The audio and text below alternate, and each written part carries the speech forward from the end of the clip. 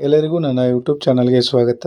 ಇನ್ನೂ ಯಾರು ಕೂಡ ನಮ್ಮ ಚಾನಲ್ಗೆ ಸಬ್ಸ್ಕ್ರೈಬ್ ಆಗಿಲ್ಲ, ಕೂಡಲೇ ಸಬ್ಸ್ಕ್ರೈಬ್ ಆಗಿ. ಆದರ್ಶ ವಿದ್ಯಾಲಯ ನವೋದಯ ಮೊರಾರ್ಜಿ ಪ್ರವೇಶಗಳಿಗೆ ಸಂಬಂಧಪಟ್ಟಂತಹ ಹೆಚ್ಚಿನ ಮಾಹಿತಿಗಾಗಿ ನಮ್ಮ ಒಂದು ಚಾನಲನ್ನು ಸಬ್ಸ್ಕ್ರೈಬ್ ಮಾಡಿ ಇಟ್ಕೊಂಡ್ರೆ ತಮಗೆ ಮಾಹಿತಿಗಳು ಸುಲಭವಾಗಿ ದೊರಕ್ತವೆ ಅಂತ ಹೇಳುತ್ತೆ.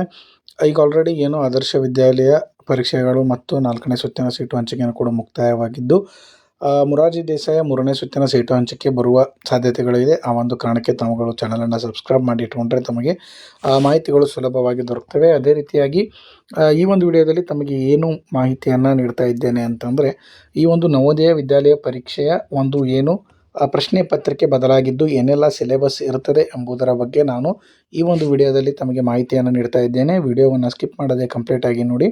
ಈಗ ಆಲ್ರೆಡಿ ಅರ್ಜಿ ಸಲ್ಲಿಕೆ ಏನೋ ಪ್ರಾರಂಭವಾಗಿದ್ದು, ಕೊನೆಯ ದಿನಾಂಕನೂ ಕೂಡ 31/7 ಅಂದರೆ ಈ ತಿಂಗಳು ಕೊನೆಯ ದಿನಾಂಕ 31/7/2026 ಆಗಿರುತ್ತದೆ.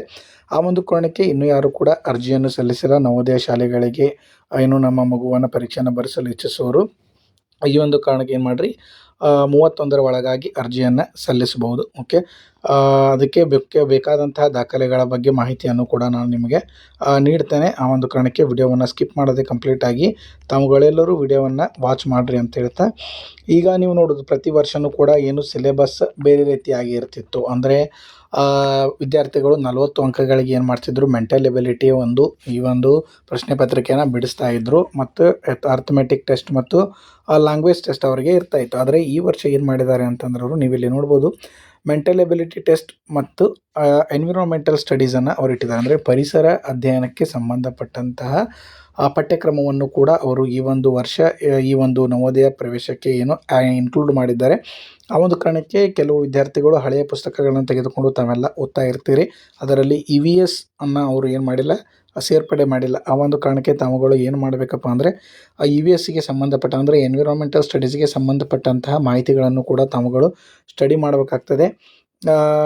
ಇದಕ್ಕೆ ಸಂಬಂಧಪಟ್ಟಂಥ ಬುಕ್ಗಳನ್ನು ಕೂಡ, ಪುಸ್ತಕಗಳನ್ನು ನಾನು ನಿಮಗೆ ನನ್ನ ಡಿಸ್ಕ್ರಿಪ್ಷನ್ ಬಾಕ್ಸ್ನಲ್ಲಿ ಹಾಕಿರ್ತೀನಿ. ತಾವುಗಳು ಅದರ ಮುಖಾಂತರ ಪುಸ್ತಕಗಳನ್ನು ಖರೀದಿ ಮಾಡ್ಬೋದು. ಅಂದ್ರೆ ಈ ಒಂದು ಪರಿಸರ ಅಧ್ಯಯನಕ್ಕೆ ಸಂಬಂಧಪಟ್ಟಂಥ ಪುಸ್ತಕಗಳನ್ನಾಗಿರ್ಬೋದು, ಈ ಒಂದು ಅರ್ಥಮೆಟಿಕ್ ಟೆಸ್ಟ್, ಲಾಜಿಕಲ್ ಟೆಸ್ಟ್ ಮತ್ತು ಮೆಂಟಲ್ ಎಬಿಲಿಟಿಗೆ ಸಂಬಂಧಪಟ್ಟಂಥ ಪುಸ್ತಕಗಳನ್ನು ಕೂಡ ಟ್ಯಾಗ್ ಮಾಡಿರ್ತೀವಿ. ತಾವುಗಳು ಅದರ ಮುಖಾಂತರ ಆರ್ಡರ್ ಮಾಡಿ ತರಿಸ್ಕೋಬೋದು. ಓಕೆ, ಆ ಒಂದು ಸಂಬಂಧಪಟ್ಟ ನೋಡೋದಾದರೆ 20 ಮೆಂಟಲ್ ಎಬಿಲಿಟಿ ಪ್ರಶ್ನೆಗಳು ಮತ್ತು ಇನ್ನು 20 ಪರಿಸರ ಅಧ್ಯಯನಕ್ಕೆ ಸಂಬಂಧಪಟ್ಟಂಥ 20 ಪ್ರಶ್ನೆಗಳು ಬರ್ತವೆ.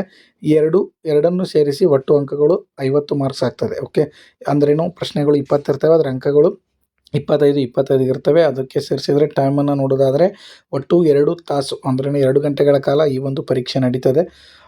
ಈ ಒಂದು ಮೆಂಟಲ್ ಎಬಿಲಿಟಿ ಮತ್ತು EVS ಅನ್ನು ಬಿಡಿಸಲಿರುವಂಥ ಸಮಯ 60 ನಿಮಿಷಗಳ ಕೊಟ್ಟಿರ್ತಾರೆ. ಅದೇ ರೀತಿಯಾಗಿ ಅರ್ಥಮೆಟಿಕ್ ಟೆಸ್ಟ್, ಇದು ಕೂಡ 20 ಪ್ರಶ್ನೆಗಳು ಇರ್ತವೆ. ಇದು ಪ್ರತಿ ವರ್ಷ ಇದ್ದಂತಲೇ ಇರುತ್ತೆ. ಅರ್ಥಮೆಟಿಕ್ ಟೆಸ್ಟ್ ಮತ್ತು ಲ್ಯಾಂಗ್ವೇಜ್ ಟೆಸ್ಟ್ ಅಂದರೆ ಪ್ಯಾರಾಗ್ರಾಫ್ಗಳನ್ನೆಲ್ಲ ಕೊಟ್ಟಿರ್ತಾರೆ. ಓಕೆ, ಅವುಗಳನ್ನು ಕೂಡ ತಾವುಗಳೆಲ್ಲ ಅಭ್ಯಾಸ ಮಾಡಬೇಕು. ಇದು ಇಷ್ಟು ಏನೋ ಪರೀಕ್ಷೆ ಪ್ರಶ್ನೆ ಪತ್ರಿಕೆ ಬದಲಿಯಾಗಿರೋದು ಅಂದರೆ ಇನ್ಕ್ಲೂಡಿಂಗ್ EVS ಅನ್ನೋ ಈ ವರ್ಷ ಅವರು ಏನು ಮಾಡಿರ್ತಾರೆ, ಸೆಲೆಕ್ಟ್ ಮಾಡಿರ್ತಾರೆ. ಹಾಗಿದ್ದೇ ವಿದ್ಯಾರ್ಥಿಗಳು ಅರ್ಜಿಯನ್ನು ಸಲ್ಲಿಸಬೇಕಾದಾಗ ಏನೆಲ್ಲ ದಾಖಲೆಗಳು ತಮ್ಮೊಟ್ಟಿಗೆ ಇರಬೇಕು ಅನ್ನೋದನ್ನು ತಾವುಗಳು ನೋಡೋದಾದರೆ, ವಿದ್ಯಾರ್ಥಿಯ ಒಂದು ಭಾವಚಿತ್ರ ಇರಬೇಕು ಮತ್ತು ಅದೇ ರೀತಿಯಾಗಿ ಇಲ್ಲಿ ನಿಮಗೆ ತೋರಿಸ್ತೀನಿ ನಾವು, ತಾವುಗಳು ಇಲ್ಲಿ ಲಿಸ್ಟ್ನಲ್ಲಿ ನೋಡ್ಬೋದು. ಇಲ್ಲಿ ಓಕೆ, ಈ ಎಲ್ಲ ಅಭ್ಯರ್ಥಿಗಳು ತಾವು ಅಂದ್ರೇನು ನಿಮ್ಮ ಜಿಲ್ಲೆಗೆ ಸಂಬಂಧಪಟ್ಟಂತಹ ಶಾಲೆಗಳಿಗೆ ತಾವುಗಳು ಅಪ್ಲಿಕೇಶನನ್ನು ಸಲ್ಲಿಸ್ಬೋದು. ಓಕೆ, ಇಲ್ಲಿ ನೋಡಿರಿ, the following documents in a soft form ಅಂದ್ರೇನು, ಈ ಎಲ್ಲ ದಾಖಲೆಗಳನ್ನು ತಾವುಗಳು ಸ್ಕ್ಯಾನ್ ಮಾಡಿ ಅಪ್ಲೋಡ್ ಮಾಡಬೇಕಾಗ್ತದೆ. ಅಂದ್ರೇನು, ಎಲ್ಲ 10ರಿಂದ 100 KB ಒಳಗಡೆ ಇರಬೇಕಾಗ್ತದೆ. ಆ ವಿದ್ಯಾರ್ಥಿಯ ಫೋಟೋಗ್ರಾಫ್ ಆಗಿರ್ತದೆ. 1ನೇದ್ದು ದಾಖಲಾತಿ. 2ನೇದ್ದು ಸಿಗ್ನೇಚರ್ ಆಫ್ ದ ಪೇರೆಂಟ್, ತಂದೆ ಅಥವಾ ತಾಯಿಯ ಸಿಗ್ನೇಚರ್ ಅಂದರೆ ಸಹಿಯನ್ನು ತಾವುಗಳು ಕೊಡಬೇಕಾಗ್ತದೆ. ಅದೇ ರೀತಿಯಾಗಿ ವಿದ್ಯಾರ್ಥಿಯ ಯಾರು ಅರ್ಜಿಯನ್ನು ಸಲ್ಲಿಸ್ತಿದ್ದಾರೆ ಆ ಅಭ್ಯರ್ಥಿಯ ಸಿಗ್ನೇಚರನ್ನು ಕೂಡ ತಾವುಗಳು ಅಪ್ಲೋಡ್ ಮಾಡಬೇಕಾಗ್ತದೆ. ಅದೇ ರೀತಿಯಾಗಿ ಆಧಾರ್ ಕಾರ್ಡ್ ಡೀಟೇಲ್ಸ್, ವಿದ್ಯಾರ್ಥಿಯ ಹೆಸರು SATS ಆಗಿರ್ಬೋದು, UDASನಲ್ಲಿ ಆಗಿರ್ಬೋದು ಮತ್ತು ಆಧಾರ್ ಕಾರ್ಡ್ನಲ್ಲಿ ವಿದ್ಯಾರ್ಥಿ ಹೆಸರುಗಳು ಏನಾಗಿರಬೇಕು, ಒಂದೇ ರೀತಿಯಾಗಿರಬೇಕು. ಅದನ್ನು ತಾವುಗಳು ಪರಿಶೀಲನೆ ಮಾಡಿಕೊಳ್ಬೇಕು. ಶಾಲೆಯಲ್ಲೂ ಕೂಡ ಒಂದು ಸಲ ಹೋಗಿ ಮುಖ್ಯೋಪಾಧ್ಯಾಯರೊಂದಿಗೆ ಚರ್ಚಿಸಿ ಅಥವಾ ಕೇಳಿ ನೋಡಿ.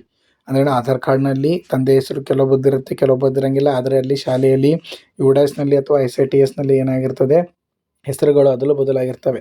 ಆ ಒಂದು ಕಾರಣಕ್ಕೆ ತಾವುಗಳು ಇದನ್ನು ಒಂದು ಸಲ ಖಚಿತಪಡಿಸ್ಕೊಳ್ರಿ. ಅದೇ ರೀತಿಯಾಗಿ ರೆಸಿಡೆನ್ಷಿಯಲ್ ಸರ್ಟಿಫಿಕೇಟ್ ಅಂದರೆ ವಾಸ್ತವ್ಯ ಪ್ರಮಾಣ ಪತ್ರಗಳನ್ನು ಕೂಡ ತಾವುಗಳು ಏನು ಮಾಡಬೇಕು, ಈ ಒಂದು ಅರ್ಜಿಯನ್ನು ಸಲ್ಲಿಸಲು ತೆಗೆದುಕೊಂಡು ಹೋಗಬೇಕಾಗ್ತದೆ. ಅದೇ ರೀತಿಯಾಗಿ ಅಪ್ಪರ್ ಐ ಡಿ ಅಂತ ಕರಿತೇವೆ. ಇದು UDASನಲ್ಲಿ ವಿದ್ಯಾರ್ಥಿಗಳಿಗೆ ಸಿಗ್ತದೆ. ಅದು ಆಧಾರ್ ಕಾರ್ಡ್ ಡೀಟೇಲ್ಸ್ಗಳು ಕರೆಕ್ಟ್ ಇದ್ದರೆ ಈ ಒಂದು ಅಪ್ಪರ್ ಐ ಡಿ ಜನ್ರೇಟ್ ಆಗಿರ್ತದೆ. ಈ ಒಂದು ಅಪ್ಪರ್ ಐ ಡಿಯನ್ನು ಕೂಡ ತಾವುಗಳು ಅಲ್ಲಿ ಅರ್ಜಿಯನ್ನು ಸಲ್ಲಿಸಬೇಕಾದಾಗ ನೀಡಬೇಕಾಗ್ತದೆ. ಓಕೆ, ಈ ಪೆನ್ ನಂಬರು ಕೂಡ ಅವರು ಕೊಡ್ತಾರೆ.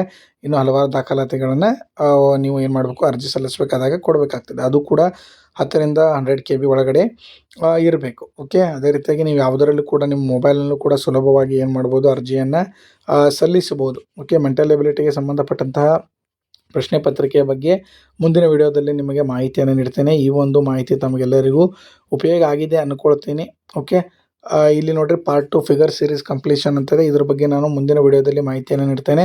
ಈ ಒಂದು ಮಾಹಿತಿ ತಮಗೆಲ್ಲರಿಗೂ ಉಪಯೋಗ ಆಗಿದೆ ಅಂದ್ಕೊಳ್ತೀನಿ.